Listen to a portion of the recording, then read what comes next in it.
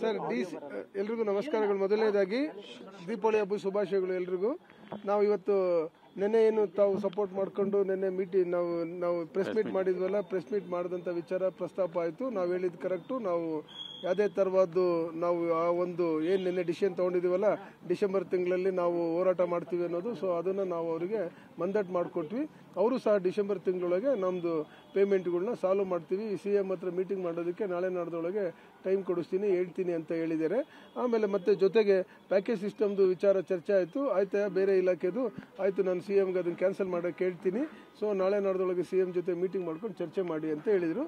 ಅದನ್ನು ನಾವು ಮಾಡಲಿಲ್ಲ ಅಂದರೆ ನಾವು ಸ್ಪಷ್ಟಪಡಿಸಿದ್ದೀವಿ. ನೀವು ಯಾವುದೇ ಥರದ ಗೊಂದಲ ಬೇಡ. ಅವ್ರು ಡಿಸೆಂಬರ್ ಒಳಗೆ ನಮಗೆ ಪೇಮೆಂಟ್ ಮಾಡಲಿಲ್ಲ, ಅರೇಂಜ್ಮೆಂಟ್ ಮಾಡಲಿಲ್ಲ ಅಂದರೆ ನಾವು ರಾಜ್ಯಪಾಲರಿಗೆ ಹೋಗೋದು, ಹೈಕಮಾಂಡ್ಗೆ ಹೋಗೋದು ಸ್ಪಷ್ಟತೆ ಇದೆ. ಸರ್, ಇದೇ DCM ನಿಮ್ಮ ಬೇಡಿಕೆಗಳನ್ನು ರಾಜಕೀಯ ಪ್ರೇರಿತ ಅಂತಲೂ ಕೂಡ ಕೆಲ ದಿನಗಳಿಂದ ಹೇಳಿದ್ರು. ಇಲ್ಲ, ಅದು ಹೇಳ್ತಾರೆ. ಏನಾಗ್ತಿದೆ ಅಂದರೆ ಮಾಧ್ಯಮ ಮಿತ್ರರು ತಪ್ಪು ತಿಳ್ಕೊಬೇಡಿ. ನೀವುಗಳು ಏನು ಗೊತ್ತಾ, ಪ್ರವೋಕ್ ಮಾಡ್ತಿರಲ್ಲ, ಅವ್ರು ಹಂಗೆ ಹೇಳ್ತಾರೆ.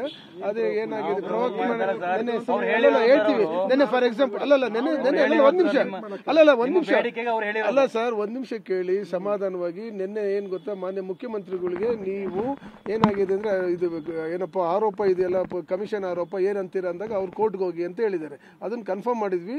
ನಾವು ಕೋರ್ಟ್ಗೆ ಹೋಗಲ್ಲ, ಏನೇ ಕಷ್ಟಪಟ್ಟರು ಇಲ್ಲೇ ಹೋರಾಟ ಮಾಡ್ತೀವಿ, ಇಲ್ಲೇ ನಾವು ನಿಮ್ ಜೊತೆಗೆ ಕುತ್ಕೊಂತೀವಿ, ನಿಮ್ಮ ಹತ್ರನೇ ಇರ್ತೀವಿ, ನಿಮ್ಮ ಹತ್ರನೇ ಫೈಟ್ ಮಾಡ್ತೀವಿ ಅಂತ ನಾವು ಹೇಳಿದೀವಿ ಅಷ್ಟೇ. ಅಂದ್ರೆ ಈ ತರ ಯಾರು ಅಲ್ಲ, ನೆನ್ನೆ ಯಾರು ಕೇಳಿದ್ದಾರೆ, ಅದು ನಮಗೂ ಗೊತ್ತಿಲ್ಲ. ಅದು ಆಕ್ಚುಲಿ ನೆನ್ನೆ ಮಾನ್ಯ ಮುಖ್ಯಮಂತ್ರಿಗಳು ಅದೇ ತರನೇ ಹೇಳಿದ್ರಲ್ಲ, ಸೊ ಅದನ್ನೇ ಹೇಳಿದ್ದು. ಅದನ್ನ ಆ ಥರ ಹೇಳ್ಬೇಡ್ರಿ ನೀವು. ನಾವು ಯಾವುದೇ ಥರದ್ದು ಮಾಡಿಲ್ಲ. ನಾವು ಮಾಧ್ಯಮ ಮಿತ್ರಗಳ ಹತ್ರ ಕೇಳ್ಕೊಂಡಿರೋದೇನೆ ಪೇಮೆಂಟ್ ಕೊಡಿಸಿ ದೀಪಾವಳಿಗೆ ಅಂತ ಕೇಳ್ಕೊಂಡಿದ್ವಿ. ಅಷ್ಟು ಬಿಟ್ಬಿಟ್ರೆ ನಾವು ಯಾವುದು ಆರೋಪ ಮಾಡಿಲ್ಲ ಅಂತ ಹೇಳಿ ಅವರು ಕನ್ಫರ್ಮ್ ಮಾಡಿದ್ವಿ. 80% ಅಂದ್ರೆ ಅದು ನಿಮ್ದು ರಾಜಕೀಯ ಪ್ರೇರಿತ, ನಮಗೆ ಸಂಬಂಧ ಇಲ್ಲ ಅಂತ ಹೇಳಿದ್ವಿ.